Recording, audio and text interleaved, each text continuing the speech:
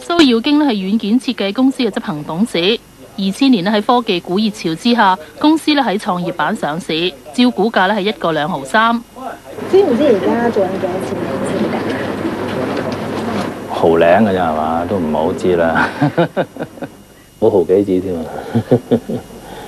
而家大約股價做到咩位？6300啊，現價最高就8900，話最低3200嗰度翻。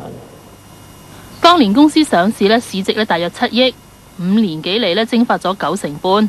蘇耀經話：當時不費吹灰之力就集資到1億4千萬，難免心紅，不斷收購合併壯大自己，結果通通損手。創業板唔少嘅公司都有類似嘅經驗，有部分更加面臨倒閉，難免令投資者對創業板失去信心。佢哋就吸取教訓，重新專注發展本業。近期公布嘅首季度業績，5年幾嚟首次轉虧為盈，賺咗200幾萬。增加公司嗰個透明度，包括你運作嘅透明度啦、帳目嘅透明度啦。創業板面臨重大改革，蘇耀經認為，如果當初唔係上創業板，籌集到新嘅資金，公司唔會發展到依家嘅規模，員工由60人增加到而家嘅200幾人。